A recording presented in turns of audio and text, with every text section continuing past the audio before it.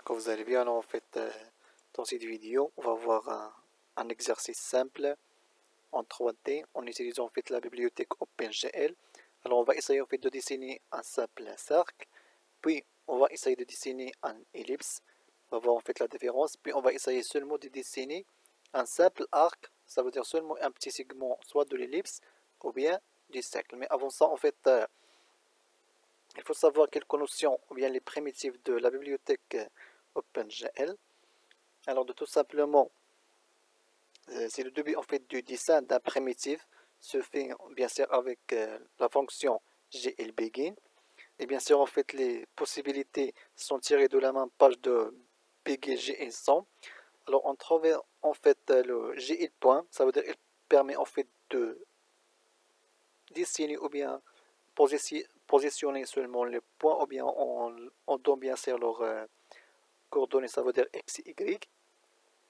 Et on a aussi en fait GLLines qui permet en fait de grouper deux points successifs. Alors qu'on voyait ici par exemple, il va nous permettre en fait de lier entre le point 0 et le point 1. D'accord. Puis on va donner en fait les coordonnées du point 2 avec le point 3. Il va lier ces deux points, etc. On a aussi en fait GLLine strip. Alors il permet en fait de dessiner et de lier en fait entre tous les points successifs, ça veut dire des premiers points jusqu'à le dernier point ici comme le point 6. Et on a aussi en fait GLLine loop. Alors la différence entre GLLine loop et GLLine strip, c'est que loop il va en fait lier entre le premier point et le dernier point, c'est le point 5. D'accord. Ça veut dire qu'il va dessiner un segment entre le point 5 et le point 0. Ça veut dire le premier point et le dernier point dessiné. Mais par contre, en fait, le GLLine strip, il ne va pas en fait regrouper le premier point avec le dernier point. Alors, on va utiliser en fait ça pour répondre à cet exercice. Il y a d'autres choses en fait à savoir, c'est qu'il y a aussi le GL par exemple polygone, ou bien GL quad pour les carrés. On a aussi en fait GL quad strip et GL triangle, GL triangle strip et GL triangle fan. Alors on va voir ça en fait après en détail, mais maintenant il suffit de concentrer en fait sur GL.line et GL.line strip et loop pour répondre à notre exercice. Alors on va essayer en fait de programmer un simple programme qui va nous permettre en fait de répondre à cet exercice. Alors on a notre fonction, il va seulement dessiner, ça veut dire void circle. D'accord. Alors cette fonction en fait elle prend en paramètre par exemple le float, c'est le rayon du cercle. Alors c'est le float petit r point, et bien sûr en fait alors c'est int, c'est le nombre de segments. Ça veut dire on va en fait essayer de segmenter notre cercle et dessiner point à côté de point, puis en fait lier avec ces points. Alors lors de la en fait exécution, on va voir ça en détail. Alors ce qu'on a besoin en fait, c'est un angle θ de type double. Alors double θ est égal à 2π divisé par le nombre de segmentations. 2π parce qu'en fait on a un cercle qui fait une divisée bien sûr de 2π, ça veut dire un cercle total. Alors 2 fois, alors en OpenGL en fait on trouve la constante pi, comme ça c'est n tiré par 8 pi, ok, divisé par le nombre de segmentation, point virgule. Alors on a besoin en fait aussi de glBegin, comme je viens de mentionner. Alors glBegin, voilà. Alors en fait on va appeler maintenant GL line. Alors on va utiliser loop pour en fait lier le premier point avec le dernier point dessiné, point virgule. Alors on peut en fait ajouter aussi GL color 3F.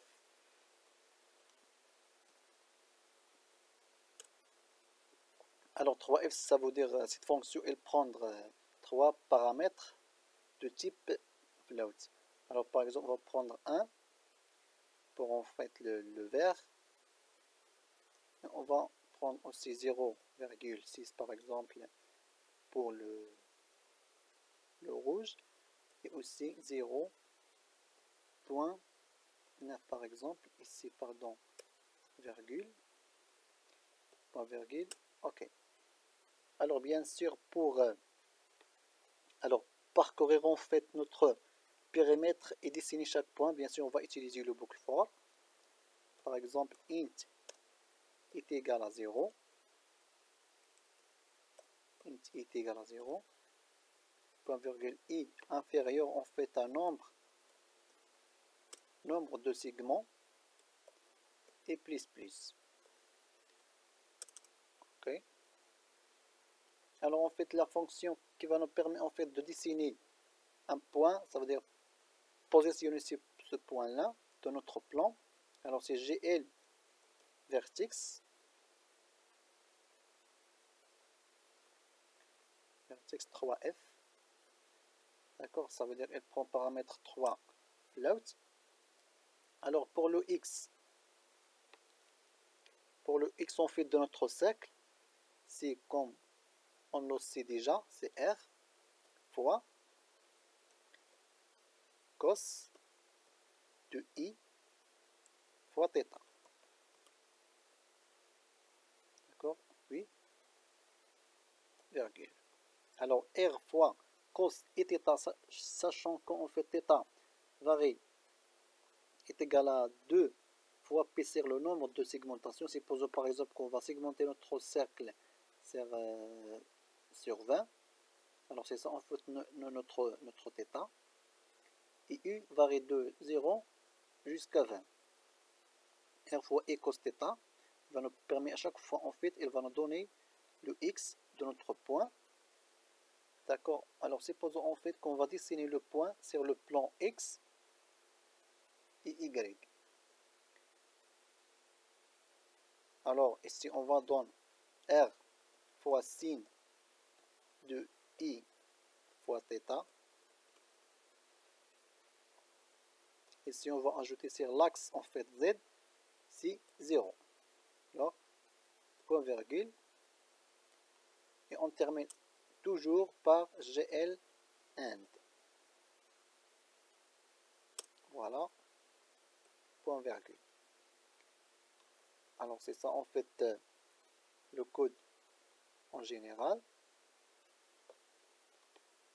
Alors je vais venir ici. Alors c'est en fait dans un partie code .h. Alors on va maintenant venir dans ici. On va appeler en fait cette fonction là. Alors tout d'abord j'ai dessiné en fait un repère. D'accord. Alors bien sûr tout d'abord on va expliquer un petit peu le code de notre repère.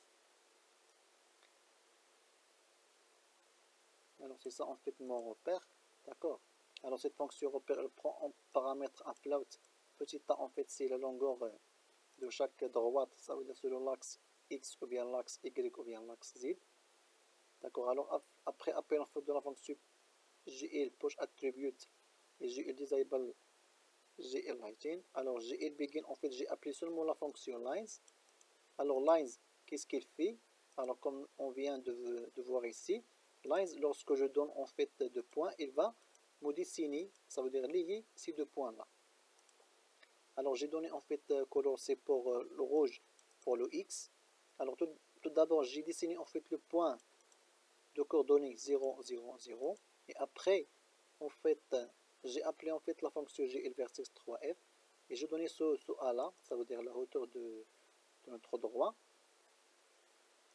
Alors il est de coordonnées A 0 0, ça veut dire tout d'abord on va dessiner cette droite là, d'accord, et sur l'axe Y on va dessiner cette droite là, d'accord, et après on va dessiner la droite sur l'axe, ça veut dire ici le bleu pour le Z, pour l'axe Z, d'accord, et on termine toujours par gln et glpop attribute, d'accord. Alors c'est ça en fait la fonction de repère qui va en fait me permettre de dessiner un repère 3D. Alors voilà, et après en fait je fais appel à la fonction cercle. Alors on va exécuter notre programme et on va voir. J'espère qu'il n'y a pas d'erreur. Voilà, notre fonction, notre cercle.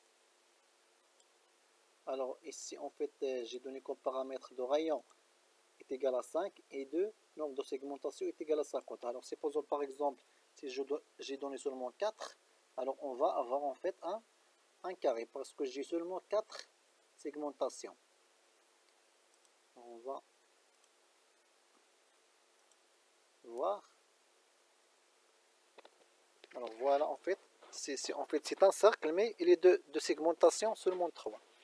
D'accord, voilà si j'augmente un petit peu le nombre de segmentations par exemple 5, alors j'aurai seulement 5 segmentations. Voilà, j'ai que 5 segmentations. Là, chaque fois j'augmente en fait le nombre de segmentations, par exemple 30, on a des segmentations qui sont très petites, on ne peut pas les visualiser. Voilà, il y a en fait ici, comme vous voyez, des petits segments, d'accord. Et étant donné en fait on augmente le nombre, par exemple je donne 70, alors on n'a plus de segmentation, il n'y a que des petits points, d'accord. Alors c'est en fait notre cercle est dessiné sur l'axe X et Y. Alors si on va en fait dessiner ce cercle sur l'axe, alors sur l'axe par exemple X et Z, alors il suffit en fait de mettre ici 0, d'accord, et le supprimer d'ici. Ça veut dire sur l'axe X et Z. Alors voilà l'exécution. Notre cercle est sur l'axe X et Z. D'accord. Alors même pour l'axe Y et Z, il suffit de mettre ici 0. Et on va visualiser notre cercle sur le plan Y et Z. Voilà. Voilà notre cercle, il est sur le plan Y et Z. En 3D bien sûr. Ça, tout ce qui concerne en fait le cercle. Alors pour l'ellipse, alors je vais en fait maintenant essayer de dessiner une ellipse. D'accord. Ellipse. Alors ellipse, il prend en fait comme paramètre petit r et grand R. D'accord. Float grand R. D'accord. Il y a aussi un nombre de segmentation. Alors on va venir ici de tout simplement pour le x, au lieu d'appeler petit r, il suffit d'appeler grand R. D'accord. C'est la même chose. Alors seulement cette modification, il va en fait nous permettre de dessiner un ellipse.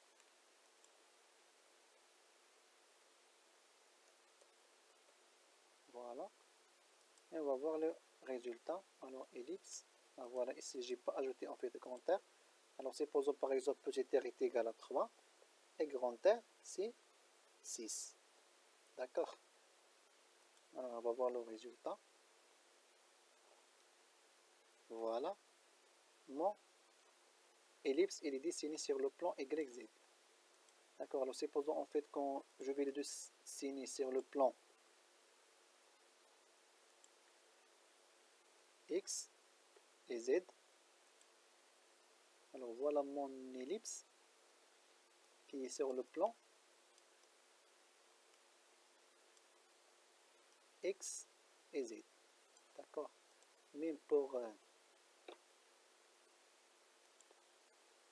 je peux le mettre ici par exemple.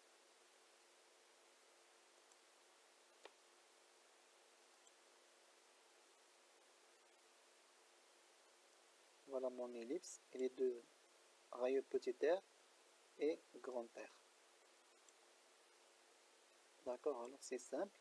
Alors pour en fait l'arc, mais tout d'abord en fait, supposons qu'on a changé en fait loop par strip. on va voir la différence, d'accord? Ça veut dire elle va pas en fait, voilà strip, il n'a pas lié cette partie-là qu'on voyez ici sur le premier point, il a fait le tour, mais ici il arrive seulement à le dernier point, ça veut dire le dernier point n'est pas lié avec le premier point, d'accord? C'est pour cela en fait il est recommandé de ajouter loop. Alors pour l'arc, c'est très simple, par exemple arc ellipse, d'accord? Alors pour il prend paramètre petit r grand R et int ou bien float, c'est l'ouverture du x de cet arc, bien sûr, d'accord? Alors ici en fait le θ ne sera pas en fait 2 fois p sur le nombre de segmentations, mais sera égal en fait à l'ouverture sur le nombre de segmentations, d'accord? GL loop, d'accord? Et on va en fait dessiner les points. Alors c'est simple, on va exécuter, on va voir le résultat à ellipse. Alors ici on fait l'arc, d'accord, arc ellipse.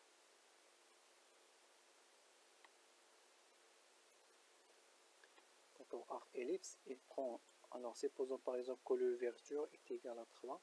Alors on va essayer avec 3 et on va voir notre arc de l'ellipse. Alors voilà notre arc. Alors c'est trop grand, alors on va prendre seulement par exemple 1. Mais ici, bien sûr, on va changer le loops par strip. D'accord. On va voir. Alors voilà, il y a qu'un petit arc qui est dessiné en 3D. D'accord.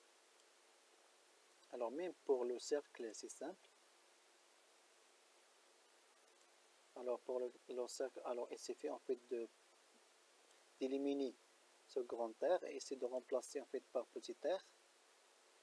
D'accord, et on va voir ici, alors échanger de éliminer ce 3 et on va voir un petit arc du cercle au lieu de l'ellipse.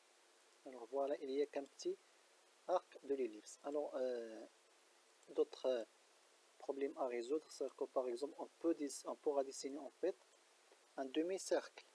D'accord, demi-cercle par exemple.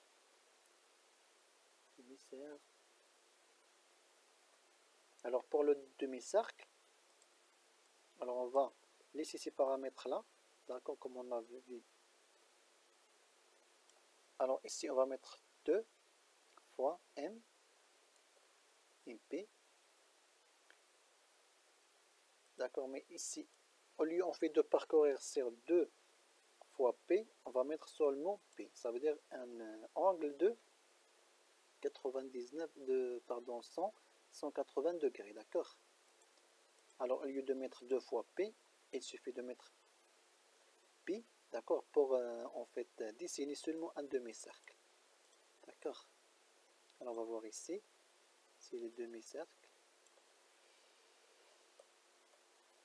Ok, le demi-cercle, alors paramètre seulement de paramètres, et on va voir notre demi-cercle. Alors voilà, on a dessiné que un demi-cercle. Quand même c'est si simple, en 3D. Alors il suffit en fait d'avoir l'idée, et on pourra bien sûr répondre à d'autres exercices en 3D. Alors pour le code complet, je vais en fait partager avec vous le code et que ce que j'ai fait de A 0, d'accord. Alors il y a d'autres détails en fait en 3D, mais bien sûr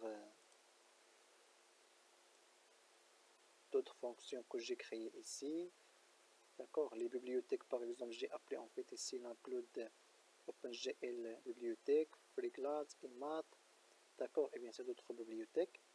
Alors on va voir ça après en détail. Alors j'espère que cet exercice est bien utile pour vous. et merci pour votre aimable attention.